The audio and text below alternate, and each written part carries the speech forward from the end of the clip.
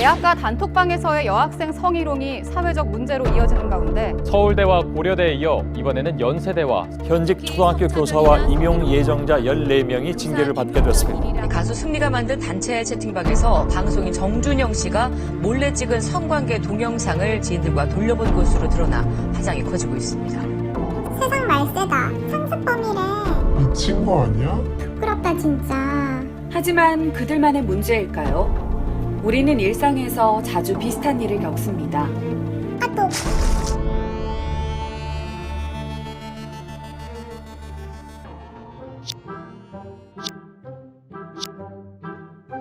까똑.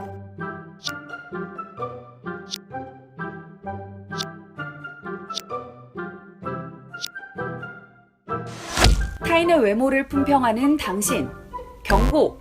네? 그냥 저희끼리 농담한 건데. 남자들은 원래 야한 얘기하고 그래요. 그렇다면 당신은 단톡방 성폭력 가해자입니다.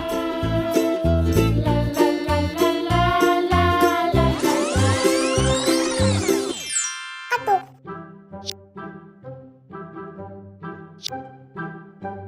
까똑.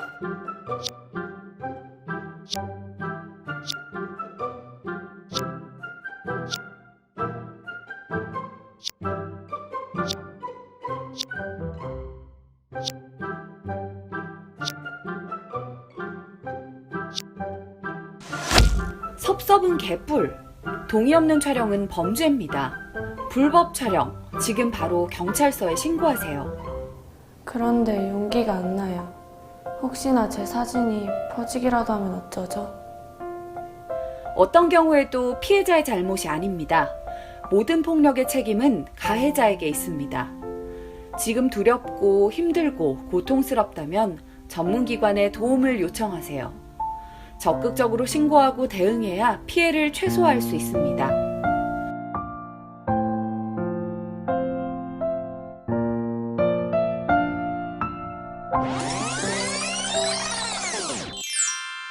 까똑. 까똑.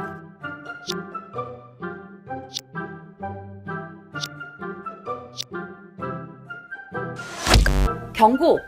퍼다나르는 당신도 공범입니다. 아니 근데 연예인이잖아요. 사람들 다 보는데 저 하나 안 본다고 뭐가 달라질까요? 네, 그럼 한번 입장 바꿔 생각해 볼까요? 당신의 얼굴에 타인의 몸을 합성한 사진이나 사귀는 친구와 기념하기 위해 찍어둔 영상이 당신도 모르게 불법 촬영물 유통 사이트에서 퍼지고 있다고 가정해 봅시다. 당신은 정말 괜찮으시겠습니까? 그런데 영상 보면 여자가 카메라를 알고 있어요. 둘이 합의하에 알고 찍은 영상 같은데? 동의하에 촬영한 영상물이라고 하더라도 동의 없이 유포하는 것은 명백한 범죄입니다. 자, 이제 조금 감이 잡히시나요? 우리 자신도 모르는 사이에 디지털 성폭력의 가해자가 되고 있지는 않았나요? 무엇이 문제인지 인식하는 것부터가 문제 해결의 시작입니다. 단톡방, 무정이란 이름으로 더 이상 웃고 넘기지 마세요.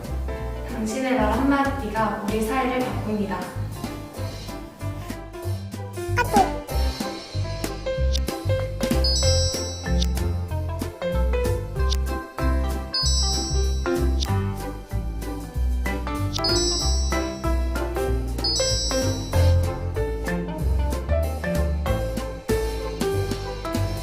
디지털 성폭력, 지금 당신이 멈출 수 있습니다.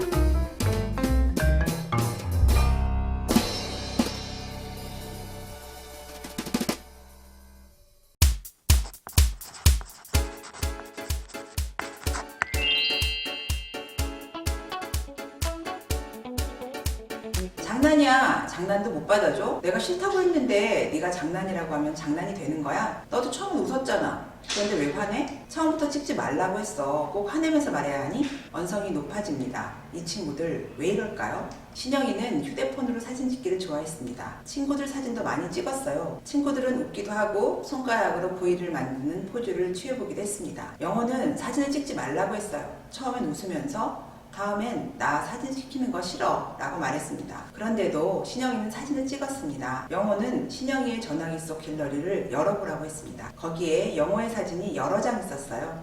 무표정한 모습, 웃는 모습, 화내는 모습, 고개를 젓는 모습, 엎드려 자는 모습도 있었습니다.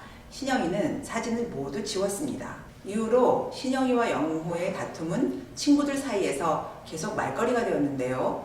평소에도 영호가 유난히 까칠하다는 말, 영호가 화장을 하고 다녀 눈에 띈 게 문제인데 왜 화를 내냐는 수군거림이 대부분이었습니다. 신영이가 잘못했는데 왜 내 탓을 해? 학생이 화장하고 다니는 게 문제지 입술에 빨간 거 바르는 거잖아.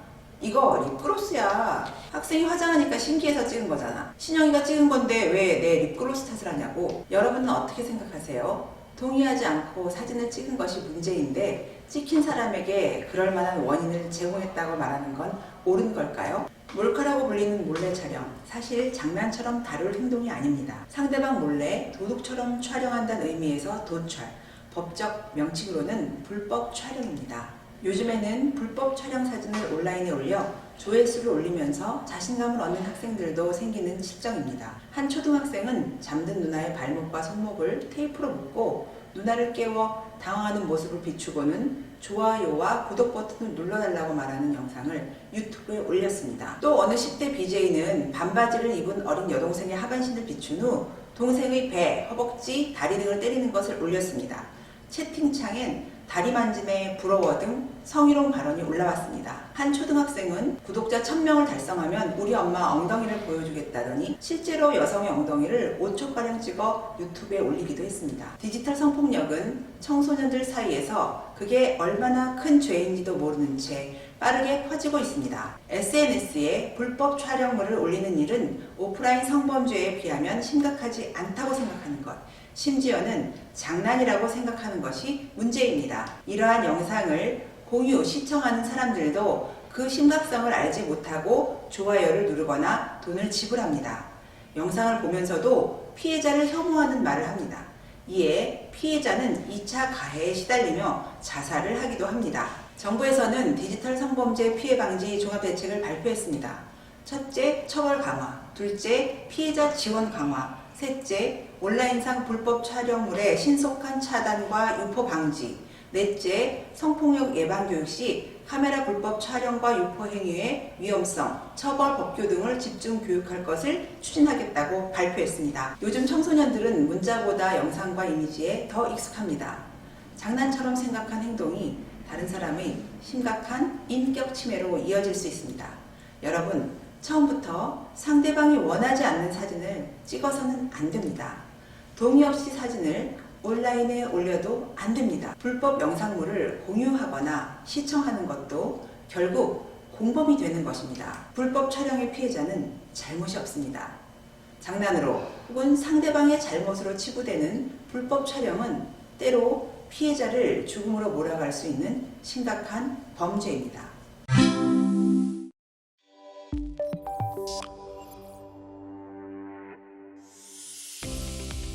여러분 안녕하십니까? 경기 남부경찰청 김포경찰서 태수지 경사입니다. 지난해 사회적으로 큰 파장을 불러일으켰던 텔레그램 성착취 사건을 기억하실 겁니다. 이 사건은 텔레그램 등의 메신저 앱을 통해 피해자들을 유인, 협박하여 성착취물을 찍게 하고 이를 유포한 디지털 성범죄, 성착취 사건입니다. 사건 피해자 중에는 미성년자도 포함되어 있어 더욱 큰 충격과 우려를 안겼는데요. 이제 더는 우리 청소년들이 이러한 사건의 피해자가 되지 않기를 바라며 지금부터 디지털 성범죄의 유형 및 그에 따른 대처법을 안내해드리겠습니다. 먼저 디지털 성범죄의 개념을 짚어보겠습니다. 디지털 성범죄란 불법 촬영, 촬영물의 비동의 유포, 사진 합성, 성적 괴롭힘, 인터넷 성매매 알선 및 홍보, 몸캠 피싱 등 사이버 공간에서의 성범죄를 포괄하는 것입니다. 촬영물을 이용한 성범죄는 카메라 등을 설치하여 상대의 동의 없이 신체를 촬영, 유포하거나 재유포하는 행위로 이러한 촬영물을 내려받거나 공유하고 시청하는 것 또한 범죄에 해당하기 때문에 주의가 필요합니다. 사이버 공간 내 성적 괴롭힘은 사이버 공간에서 성적 내용의 명예훼손이나 모욕, 성희롱 등의 행위를 통틀어 말합니다. 이러한 디지털 성범죄는 피해자와 가해자가 1대1이 아닌 1대 다수인 경우가 많으며 스토킹, 데이트 폭력, 성매매 알선, 주거 침입 등 현실 범죄와도 밀접하게 연관되어 있습니다. 이번엔 디지털 성범죄 사례를 살펴보겠습니다. 스마트폰 게임을 좋아하는 A 학생의 사례입니다. A는 아이템을 사기 위해 기프트 카드가 필요했습니다. 어느 날 온라인에서 공짜로 기프트 카드를 주겠다는 글을 발견하고 톡을 보냅니다. A가 자신의 정보를 전해주자 가해자는 갑자기 돌변하여 A의 몸사진을 찍어보내야 기프트 카드를 주겠다고 합니다. 이를 거절하자 가해자는 A의 정보로 학교 홈페이지에 접속하여 A를 험담하는 글을 올리며 협박한 사례가 있었습니다. 또한 얼마 전 특정 인물과 몸 등을 합성하는 지인 능욕, 이른바 딥페이크 범죄에 휘말린 가해자와 피해자 모두 10대였던 것으로 드러나 충격을 주었습니다. 가해자는 지인의 신체를 성적인 영상물과 합성해 인터넷에 유포한 혐의를 받고 있으며 이들은 이러한 행동이 심각한 범죄라는 사실을 제대로 인식하지 못하고 범행을 저질렀습니다. 통신기술의 발전과 함께 디지털 성범죄 비율도 증가하면서 그 처벌 기준 또한 강화되고 있습니다. 성폭력 범죄 처벌 등에 관한 특례법에 따라 촬영물을 이용한 성범죄의 경우 7년 이하 징역이나 5천만 원 이하 벌금형을 받게 되고 사이버 공간 내 성적 괴롭힘은 2년 이하 징역이나 2천만 원 이하 벌금형에 처해집니다. 징역이나 벌금형과는 별도로 보안처분 제도를 통하여 관할 경찰서에 10년에서 30년간 신상정보 등록 대상자가 될 수 있으며 이렇게 등록된 신상정보는 취업 및 승진, 공무원 임용, 비자 발급 등의 제한을 받게 됩니다. 그렇다면 이러한 디지털 성범죄의 피해를 입거나 목격한 경우 어떻게 해야 할까요? 먼저 112에 신고하거나 부모님, 선생님께 도움을 요청해야 합니다. 이때 증거자료를 삭제하지 말고 저장하여 경찰관에게 자신의 피해 사실과 함께 신고하고 경찰청 온라인 홈페이지, 모바일 앱 사이버캅 또는 117 학교폭력 신고센터나 학교전담 경찰관을 통하여 신고와 상담이 가능합니다. 마지막으로 이러한 디지털 성범죄 피해를 사전에 막기 위한 예방법을 알려드리겠습니다. 첫째, 온라인에서 만난 사람이 개인정보를 물어오면 먼저 의심해보고 범죄 우려가 있을 땐 보호자나 신고기관에 알려야 합니다. 둘째, 개인정보를 직접 알려주지 않아도 주고받은 대화나 SNS 프로필 사진을 통해 상대방이 내 개인정보를 알아낼 가능성이 있다는 점을 항상 기억해 주세요.